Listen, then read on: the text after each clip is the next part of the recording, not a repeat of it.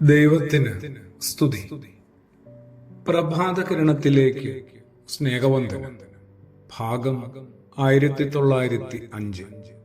ഇന്ന് മാർച്ച് മാസം 19-ാം തീയതി 78-ാമത്തെ ദിവസത്തിലെത്തി. വീണ്ടും ഒരു നോമ്പിന്റെ പുലരിയാണ്. ആവർത്തന പുസ്തകം 32-ാം അധ്യായത്തില് ഇങ്ങനെയൊരു ഭാഗമുണ്ട്. കൂട് ചലിപ്പിക്കുകയും കുഞ്ഞുങ്ങളുടെ മുകളിൽ ചിറകടിക്കുകയും വിരിച്ചു പിടിച്ച ചിറകുകളിൽ കുഞ്ഞുങ്ങളെ വഹിക്കുകയും ചെയ്യുന്ന കഴുകനെ കുറിച്ച്. ആ കഴുകനെ പോലെ അവരെ നയിച്ചത് കർത്താവാണ്.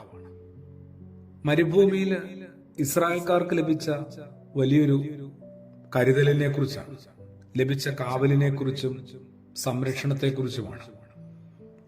മരുഭൂമിയിൽ കരയുന്ന കുഞ്ഞിനെ വാരിപ്പുണർന്ന് സ്വന്തമായി സ്വീകരിക്കുന്ന പിതാവിന്റെ ചിത്രത്തോടൊപ്പം സ്വന്തം കുഞ്ഞിനെ പറപ്പിക്കാൻ പഠിപ്പിക്കുന്ന കഴുകന്റെ ചിത്രം മരുഭൂമി അനുഭവത്തിന്റെ മറ്റൊരു മാനമാണ്.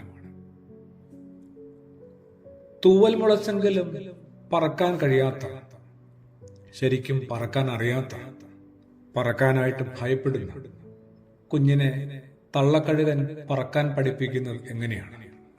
മനോഹരമായൊരു ചിത്രമാണ് കേട്ടോ. സ്വന്തം കൂട് ചലിപ്പിക്കുകയും പിന്നീട് കൂടിന്റെ കമ്പുകൾ ഓരോന്നായി വലിച്ചു നീക്കുകയും ചെയ്യുന്ന തള്ളക്കഴുകന്റെ പ്രവൃത്തി കുഞ്ഞുങ്ങൾക്ക് മനസ്സിലാക്കാനായിട്ട് പറ്റത്തുമില്ല. അള്ളിപ്പിടിച്ചിരിക്കുന്ന അവസാനത്തെ കമ്പും വലിച്ചു കളയുമ്പോൾ ഇനി പിടിച്ചു നിൽക്കാൻ ഒന്നുമില്ലാതെ കല്ലുപോലെ താഴേക്ക് വീഴുന്ന കുഞ്ഞു കരുതും ഇതോടുകൂടി എല്ലാം അവസാനിച്ചു. പക്ഷെ താഴേക്ക് വീഴുന്ന കുഞ്ഞിന് മുമ്പേ ഊളിയിട്ട് പറക്കുന്ന തള്ളക്കഴുകൻ, ആ തള്ളക്കഴുകൻ വിരിച്ച ചിറകില് ആ കുഞ്ഞിനെ വഹിക്കുകയാണ്, ഏറ്റെടുക്കുകയാണ്. പലതവണ ഈ പ്രക്രിയ ആവർത്തിക്കുമ്പോൾ കുഞ്ഞ് ചിറക് വിരിച്ച് വീശിപ്പറക്കാനായിട്ട് ശ്രമിച്ചു തുടങ്ങും, പതിയെ പഠിച്ചു തുടങ്ങും.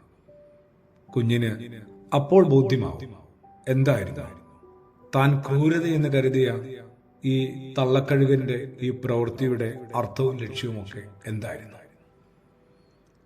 ഏതാണ്ട് ഇതുപോലെയാണ് ദൈവം ഇസ്രായേൽ ജനത്തിന്റെ ചരിത്രത്തിലും ഇടപെട്ടത്. ഓരോ ജനതയുടെ ചരിത്രത്തിലും ഓരോ വ്യക്തിയുടെ ജീവിതത്തിലും ദൈവം ഇപ്രകാരമാണ് ഇടപെടുന്നത്. ഒരു അവബോധത്തിലേക്കാണ്, പ്രകാശത്തിലേക്കാണ് നമ്മളെ ഇത് നയിക്കേണ്ടത്. നോമ്പുകാലം സ്വന്തം ജീവിതത്തിൽ ഒരു മരുഭൂമി അനുഭവത്തെ അനുഭവിപ്പാൻ മാത്രമല്ല, ആസ്വദിക്കുവാനും കൊണ്ടു നടക്കുവാനും സാധിക്കട്ടെ. ദുരിതങ്ങൾ, അത്യാഹിതങ്ങൾ, ആകസ്മികമായി സംഭവിക്കുന്ന ഓരോ ആപത്തുകൾ, അവയ്ക്കൊക്കെ അപ്പുറത്ത് ദൈവത്തിന്റെ ഒരു പരിപാലനയുണ്ട്. അവയിൽ ആശ്രയിക്കാനായിട്ട്, അവ അനുഭവിപ്പാനായിട്ട് നമുക്കും പ്രാപ്തരാകാം. പ്രാർത്ഥനയോടുകൂടി ആമേൻ.